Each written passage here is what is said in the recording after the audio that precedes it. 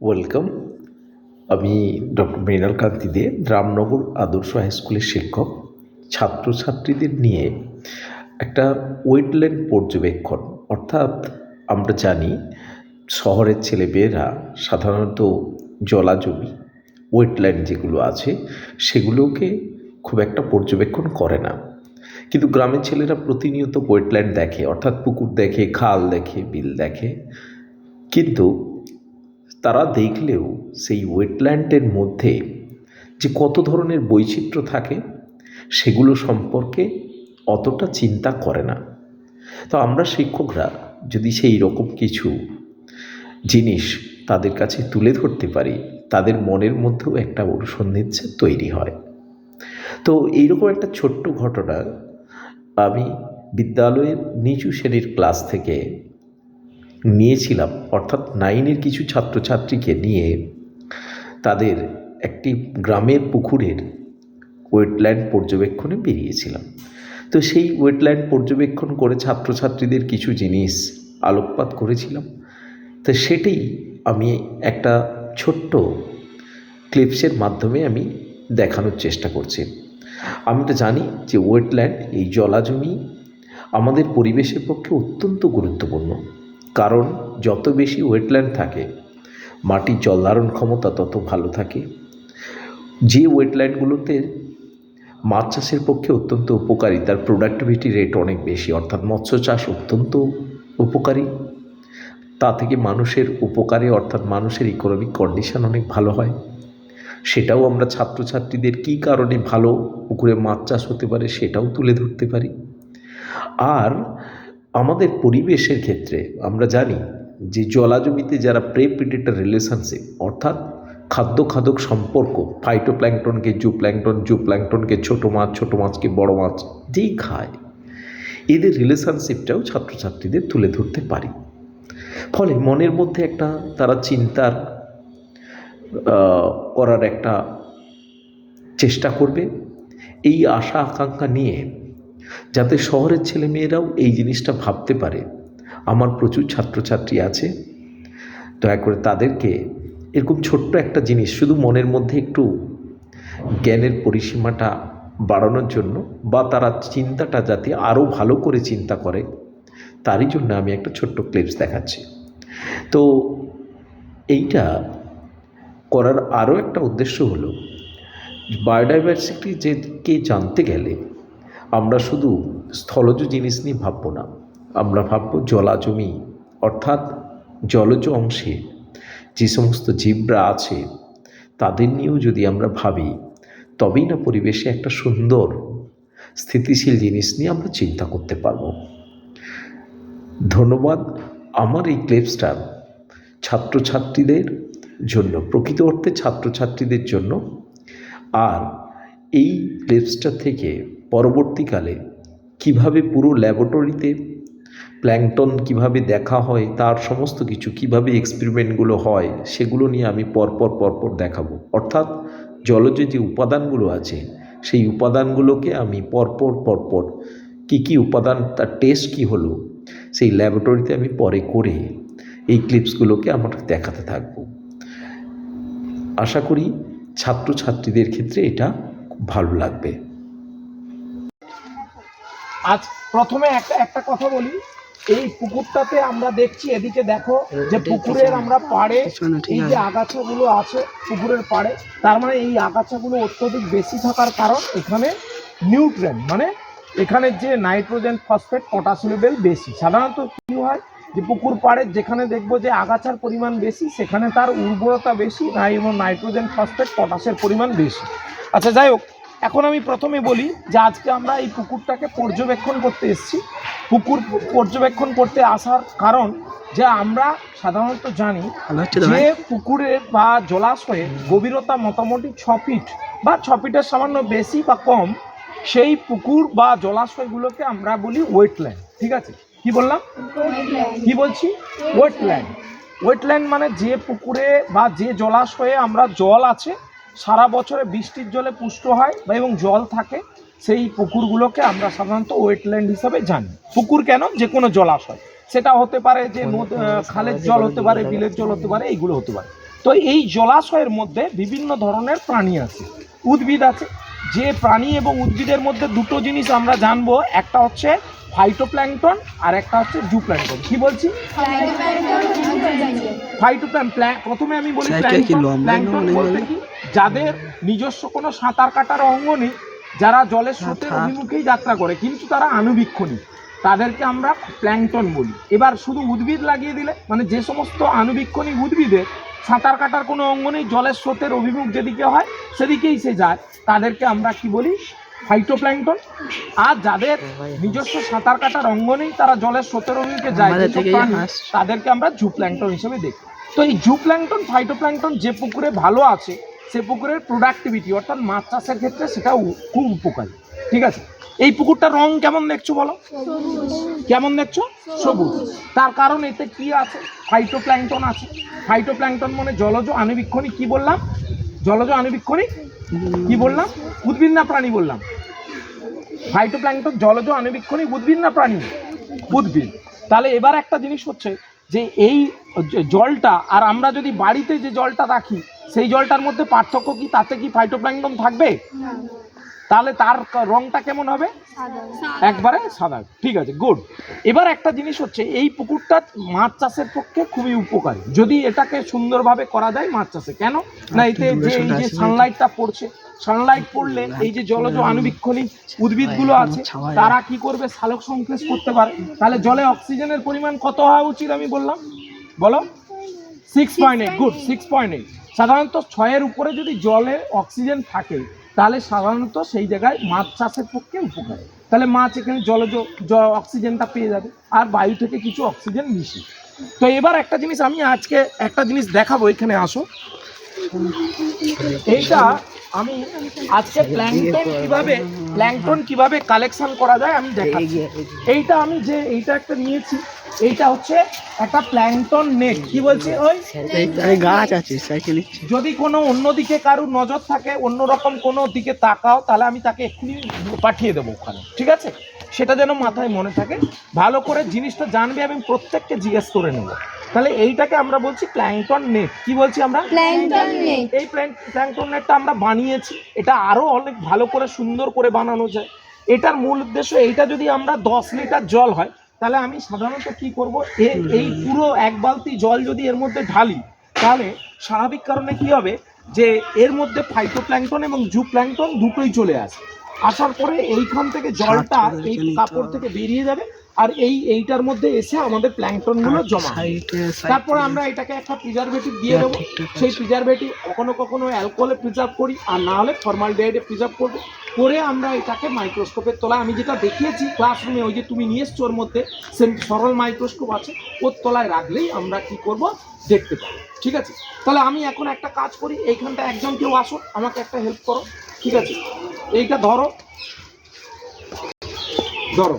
এরকম করে 2 হাত দিয়ে ধরো। আমি 1 বালতি জল নিলাম। ঠিক আছে, 1 বালতি জল নিলাম, জল নিয়ে ওই দিকে দাও। ঠিক আছে, এইদিকে এইখানটা আমি এরকমভাবে ঢেলে দিলাম। 1 বালতি জল ঢাললাম, আরেক বালতি দেব, 2 বালতি জল দিলাম।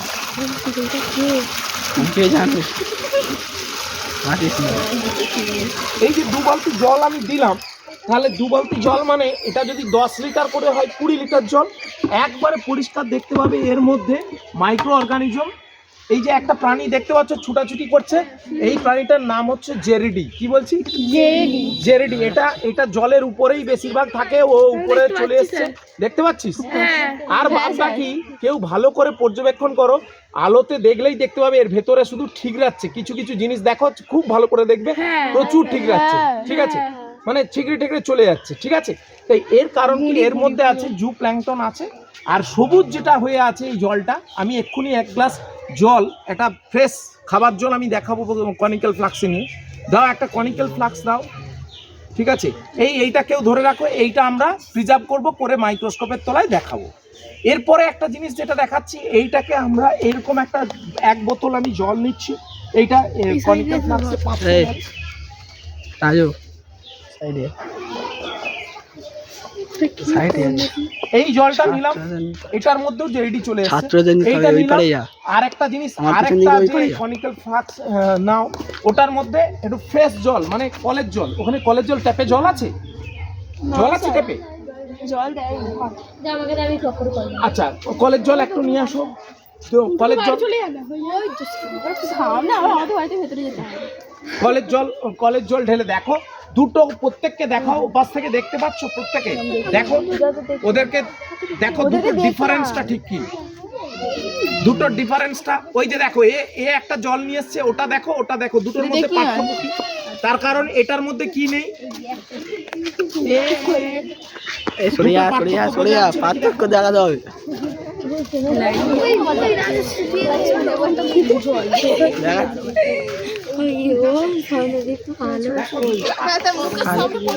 আমি কি বুঝলি? এবার আমাকে দাও, আমাকে দাও, আমি খুব সহজেই বলি। প্রত্যেককে দেখো, এটা কি রঙের কালার লাগছে? সবুজ। গুড। আর এটা কি কালার লাগছে? কেন এটা সবুজ লাগছে? পুকুরের জলে কি আছে বলেছি? জুপ্ল্যাঙ্কটনের কালারের জন্য এটা হবে না, এটা ফাইটোপ্ল্যাঙ্কটনের জন্য। ফাইটোপ্ল্যাঙ্কটন মানে উদ্ভিদ, উদ্ভিদ সাধারণত কি রঙের হয়? সবুজ। তাহলে স্বাভাবিক কারণে ফাইটোপ্ল্যাঙ্কটন আছে, ঠিক আছে? তাহলে পরিষ্কার। আর এটা কলের জল এক্ষুনি ভরেছি, এটার কালার কি? সাদা। আচ্ছা বলো তো, এটাতে আমি যদি এই আলোতে রেখে দেই, এতে অক্সিজেন বাড়বে না কমবে? না বাড়বে। কেন বাড়বে? ফাইটোপ্ল্যাঙ্কটন আছে। ফাইটোপ্ল্যাঙ্কটন মানে জলজ আণুবীক্ষণিক উদ্ভিদ। তাহলে সূর্যের আলো পড়লে তারা কি তৈরি করবে? অক্সিজেন। কেন? সালোক সংশ্লেষ করতে পারছে। আর এটার মধ্যে কি নেই? ফাইটোপ্ল্যাঙ্কটন আছে? জুপ্ল্যাঙ্কটন আছে? নেই। তাহলে এটা কি হবে? এটার মধ্যে অক্সিজেন যেমন ছিল তেমন থাকবে, ঠিক আছে? আরেকটা জিনিস বলি, এই দুটো জিনিস এবার নাও। আরেকটা বোতল আমি বলেছি, একটা বোতল দাও, ওইখানে বিওডি বোতলটা দাও। এই যে বোতলটা, এইটাই আমরা এখানে এই রকম ভাবে আমরা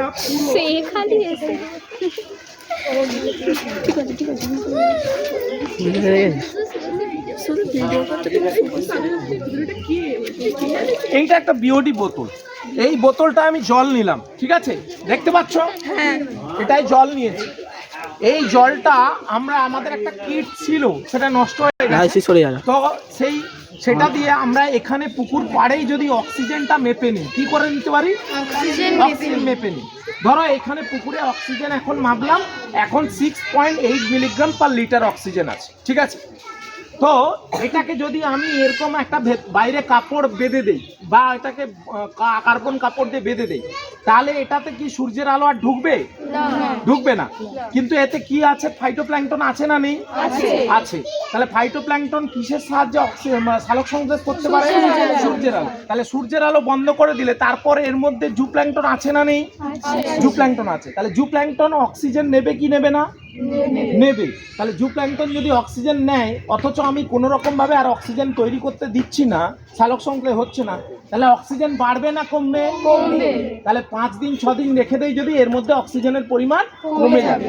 এই কমে যাওয়াটা, এই যে প্রাণীগুলো অক্সিজেনটা পেল না, সেটাই তাদের ডিমান্ড, সেটাকে বলা হয় বিওডি বা বায়োলজিক্যাল অক্সিজেন ডিমান্ড। কি বলা হয় সেটাকে? কি বলা হবে? বায়োলজিক্যাল অক্সিজেন ডিমান্ড, ঠিক আছে? ঠিক একই রকম ভাবে আরো একটা জিনিস করা যায়, সেটা আমাদের এখানে বলার বিষয় নয়, সিওডি করা যায়, ঠিক আছে? এটাকে আমরা এরকম ভাবে করতে পারি, ঠিক আছে? বিওডি গেল, সিওডি বললাম। আর একটা জিনিস এখানে ফাইটোপ্ল্যাঙ্কটন। এবার একটা জিনিস আমি তোমাদের একটা কথা বলবো, পুকুরে এখানে প্রত্যেক জলের মধ্যে বেশ কিছু তোমার উপাদান থাকে। কি কি উপাদান থাকে সেইগুলো নিয়ে একটু বলি। উপাদান বলতে সাধারণত যে কোনো জলের মধ্যে কতগুলো, জলের একটা নির্দিষ্ট অম্ল ক্ষারের ভারসাম্য থাকে। কি থাকে? অম্ল আর ক্ষার। সেটাকে আমরা বলি পিএইচ। কি বলি? পিএইচ। তো পিএইচ থাকবে একটা নির্দিষ্ট। যদি পিএইচ যদি কম হয়, 7 হলে পিএইচ কি বলবো? বলো, কে বলতে পারে? 7 প্রশম। গুড। 7 হলে প্রশম। 7-এর উপরে হলে ক্ষার, আর 7-এর নিচে হলে অ্যাসিড। তাহলে যে পুকুরে অ্যাসিড হয়ে যাবে, মানে 7-এর নিচে চলে যাবে, সেখানে কি অ্যাসিডে প্রাণীরা বাঁচতে পারবে? ভালো না। তাহলে কি থাকা উচিত? ক্ষার থাকা উচিত। তাহলে ক্ষার বলতে সেও আবার বিরাট ক্ষার না হয়, 7-এর উপরে যদি 7 থেকে 8 এর মধ্যে যদি পিএইচ লেভেল থাকে তাহলে সেই পুকুরে মাছ চাষ ভালো হবে, বা 7 বা 7-এর কাছাকাছি। ঠিক আছে, বোঝা গেল কি গেল? এরপরে জলে অক্সিজেন বলে নিলাম, জলে কার্বন ডাইঅক্সাইডও থাকতে পারে। ঠিক আছে, আর জলের একটা লবণাক্ততা ভাব থাকে। সাধারণত পুকুরের জল, খালের জল, বিলের জল, আমরা তাকে বলা হয় স্যালিনিটি। কি বলা হয়? স্যালিনিটি। লবণাক্ততার ভাব আমাদের পুকুরের জল, খালের জল, বিলের জলে এগুলোতে কম। আর কোথায় বেশি হবে? সমুদ্রের জল।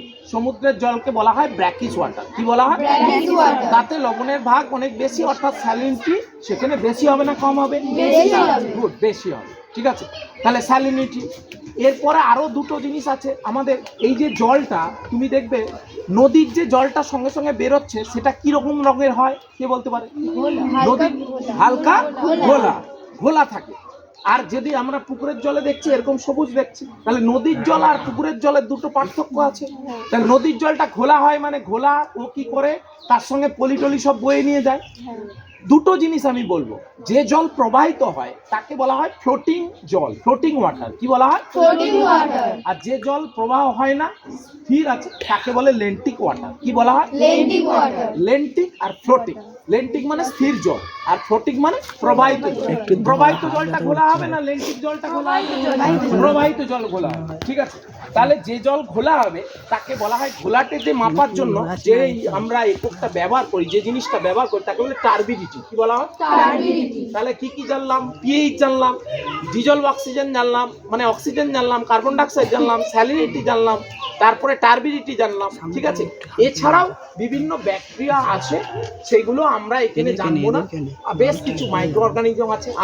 আর ফাইটোপ্ল্যাঙ্কটনের মধ্যে ভলবক্স আর ডায়াটম, আর একটা জিনিস হচ্ছে জুপ্ল্যাঙ্কটনে হচ্ছে সাইক্লপস আর ড্যাফনিয়া। এইগুলো আমরা চোখে রেখে, আরো কিছু আছে, রটিফেরা আছে। ঠিক আছে, তো আমরা সেগুলো নিয়ে আলোচনা করব না, ওগুলো ডিটেলস অনেক বড় বড় ব্যাপার। ঠিক আছে, এই হচ্ছে আমাদের। আর একটা কাজ এখানে করবে, এই পুকুরটা একটু ভালো করে দেখো, খাতায় নোট নিবে আমরা কি কি দেখলাম। ঠিক আছে, চলো এটা ধরো, এটা নিয়ে চলো।